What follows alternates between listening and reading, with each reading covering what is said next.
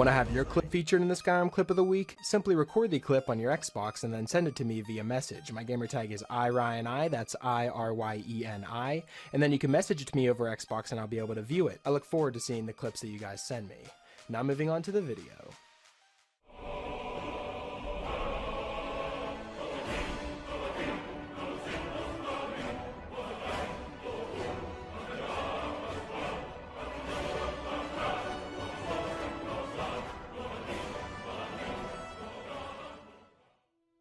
Hey, what's up guys, it's Ryan, and welcome back to another episode of Modded Monday. We're on week number 298 now, guys. I picked out 5 new mods for you guys to check out and perhaps add them to your load order if you find them interesting. But like always, before we jump into them, I want to remind you guys that I'm partnered with GamerSupps, which in my opinion is the best energy drink on the market. So if that sounds like something you're interested in, be sure to check out the link in the description where you can go to their store page, and you can also use the code RTD for a 10% discount on all your purchases.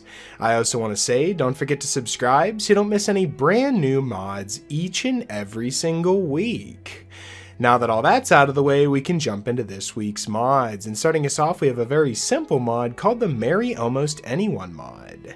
Now the mod page reads that this mod will allow you to marry hundreds of NPCs, about 750, almost anyone in the game, even if they're already married. And in that case, their now ex-spouse will angrily show up for the wedding, so I think that's a little fun inclusion there. You could talk to your new spouse after the ceremony, and if you have a house, tell them to move in with you. They'll even become merchants if they're capable, and most of them are. It works by removing most of the original marriage dialogue restrictions and marriage quest restrictions, resulting in anyone with the marriage voice type to be marriageable now. Now this means that the majority of adults that are not elderly will now be marriageable, with the exception of Khajiits and those with unique voice types such as Ulfric Stormcloak and Serena. But don't worry, there's a separate mod to marry Serena, so you guys are covered there. So if you were thinking that the marriage in Skyrim was a little lackluster and you want more of a variety of people to choose from and people to fall in love with, then I'd strongly recommend downloading the Marry Almost Anyone mod, because I know that whenever I first walked into Riften and I saw Sapphire harassing that stable owner, I pretty much just immediately fell in love. So you know I had to marry her. But with jokes aside, you can marry anyone that you'd like to in the game, and I really like the fact that you can really roleplay and really find someone on your travels and just marry them instead of having to choose from the ones that Todd wanted us to marry. This is just a really great mod when it comes to roleplaying, and that's definitely why it's featured here to number 5 spot this week. So I'd strongly recommend downloading the Marry Almost Anyone mod and adding it to your next playthrough of Skyrim. Coming in at the number 4 spot this week, we have a mod that I'm surprised hasn't been made a long time ago, because this would really make me dive into the other guilds in Skyrim way more if this was here from the get-go. This is the Guild Leader Perks mod, and the mod page reads that this mod adds a feature of rewarding players upon completion of the final quests of the 4 base game factions. There's the Companions, Dark Brotherhood, College of Winterhold, and the Thieves Guild. Upon completion, you'll receive a permanent active effect which boosts specific facts for the rest of the playthrough.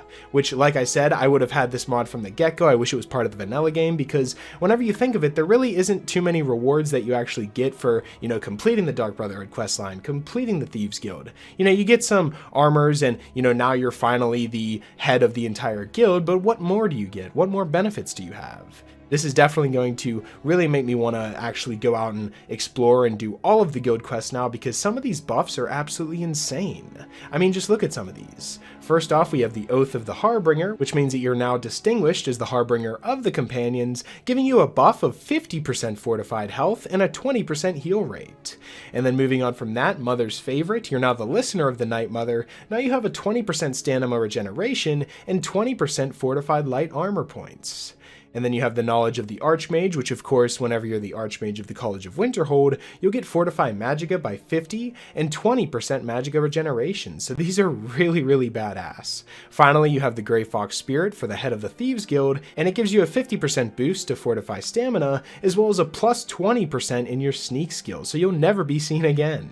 So like I said, I really wish that this feature was here from the get-go and actually included in Skyrim, because it would have definitely made me dive down more of these guild trees, way more than I have in my current playthroughs. You know, I have thousands and hours in Skyrim, and I think I've only completed the College of Winterhold maybe twice or 3 times. You know, all the other ones like Thieves Guild, Dark Brotherhood Companions, several times, but College of Winterhold was always one that I never played through all the way, so maybe now this will change it with this mod here. So if you're looking for more incentive to actually go out and complete all the guilds in Skyrim, then I'd strongly recommend downloading the Guild Leader perks and adding it to your next playthrough of Skyrim. Coming in at the number 3 spot this week, we have a brand new, unique, and badass looking armor set that you just simply craft under the Ebony section at any forge. This is the Derictus Armor, and the mod page reads this is a brand new set that can be obtained via crafting at the forge in the Ebony section, and it can also be tempered as well, so we already went over that. There's no weight slider included with this armor mod, and it also includes an amazing looking bow that's a great bow. So it's extremely easy to craft, and it's incredibly badass as well, because it really reminds me of the base vanilla, you know, ebony set that they originally had in the game, but then they tweaked it, turned it gold, made it 4K pretty much, and just really blew it out of the water in terms of texture and creativity. I just really like the way that this armor looks now. It's incredibly badass. You're going to be intimidating everyone that you come across in Skyrim, and that's definitely why the Derictus Armor is featured here at a number 3 spot this week, so I'd strongly recommend downloading it and adding it to your arsenal in your next playthrough of Skyrim. Coming in at the number 2 spot this week, we have a brand new expansion mod pack that aims to completely enhance your Dark Brotherhood experience. This is the Darker Brotherhood V2 mod. And the mod page reads that they've changed the conditioning of the Dark Brotherhood's abduction event to be slightly more realistic. They've also removed the bell bottoms and flared sleeves for both males and females, and replaced the shoes with modified warlock boots. And the forearms with sleeves from the Archmage robes to complete the look. So hopefully now your character looks more like a magical assassin and less like they're going to a pajama disco. It works with any retexture as well. This is an attempt to make the Dark Brotherhood's signature armor more rugged and stylized, and it also changes the exterior of both Falkreath and the Dawnstar Sanctuaries to make them more reasonably hidden. Some other features that they've included within this mod pack, we also have that if you're attacked by a Dark Brotherhood assassin, you can now take their armor when looting the body. Shadowmir's also seen some upgrades and now has 250 speed and 500 stamina because he's from the Void, so increased stats seem appropriate. Spectral Assassin is now renamed to Lucien Lechance, who is now red and has new spell art, and he's now armed with a Daedric dagger rather than steel. A dagger from the depths of Oblivion seemed more fitting for this mod. He also has more health because he's from the Void, of course. Following that, we also have some new enchantments on the gloves, the cowl, the regular armor, the hoods, the robes, as well as the Nightweaver's band. And then finally, you have some smaller tweaks, such as decluttering of the Dawnstar Sanctuary, because you just spent all that gold to get the Sanctuary outfitted. Why would it be so dirty? And then other things, such as moving the Dark Brotherhood Forever quest to the Mist section of the journal, so it doesn't just clutter up your main quest journal. And finally, contracts from the Night Mother are now worth more gold, so they're now more of an incentive to go out and take care of those targets. So I really like the changes that have been made with this mod, and with it being such a small mod pack coming in at 6.24 megabytes, you wouldn't think that it would include a lot, but like I said, it completely changes how you get into the Dark Brotherhood, so it's a little more realistic. Your evil followers can now enter into the sanctuaries. They've decluttered the sanctuaries, so now you get your money's worth whenever you completely upgrade it and get it cleaned. And having Shadowmir also being a lot better, having better stats, and being a lot more useful out in the wild, this is a truly great mod that's going to completely enhance your Dark Brotherhood experience. And that's definitely why the Darker Brotherhood V2 mod comes in at our number 2 spot this week, so I'd strongly recommend downloading it and becoming a true assassin in your next playthrough of Skyrim. Coming in at the number 1 spot this week, we have a mod pack that tries to do it all and does an amazing job at it. This is the incredible Monster Perks, New Shouts, Unique Stones, and More bundle. I swear, Gamer Polly never stops with these mod packs. Soon enough, he's going to have the entire game of Skyrim just jam-packed into one mod.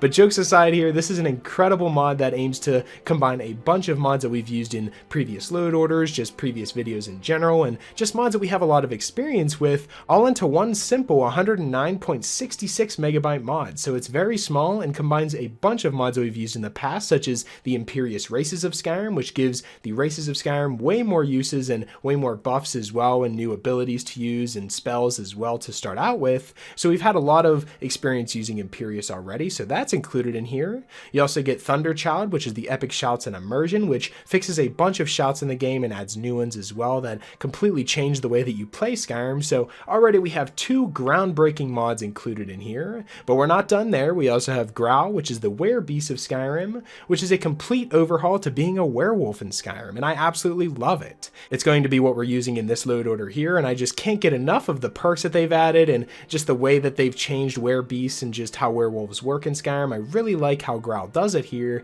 Moving on with some more amazing mods, you have the Winter Sun Faiths of Skyrim up next here, which allows you to pick someone to pray to and actually choose and actually have religion in Skyrim, so you can pray and get extra buffs that way. If you're following Kennereth, Zenithar, any of the gods out there you can actually pray to and get extra buffs from in your game, so that's really, really cool. You have the Andromeda Unique Standing Stones of Skyrim, which completely changes all of the standing stones and gives you new buffs and regular abilities that you can get just for finding them, and depending on your race, you actually get a special buff for finding every single stone. So now there's even more of an exploration factor in there, and I absolutely love that. But moving on to the next amazing mod included in here, it's the Summer Mist Enchantments of Skyrim mod, which adds hundreds of new enchantments that you can find all throughout the world and also apply to your weapons and armor. This just completely expands the enchantments in Skyrim tenfold, and it makes it feel like a brand new game with just how many abilities you can have on your armor and clothing. And then finally, the last mod that is included in this amazing mod pack, we have Sacrosanct, the Vampires of Skyrim, which I actually included not too long ago in a previous mod pack that we covered, but basically the gist of it is it's basically like Growl, the Werebeast of Skyrim mod, but for vampires. You have increased perks, way better perks that you could choose from, better abilities and spells that you can use as a vampire, as well as just making the vampire playthrough a lot more worth it, just because of the extra buffs and abilities that you get and just the tweaks that they've made to the Vampires of Skyrim. It's just a truly perfect mod, just like the rest of the mods included in this bundle. So if you're looking for a one-stop shop to all of these amazing mods, all into one simple mod pack, then this is the mod to go for. So I'd strongly recommend downloading it and adding it to your next playthrough of Skyrim so you can have the most enhanced playthrough possible.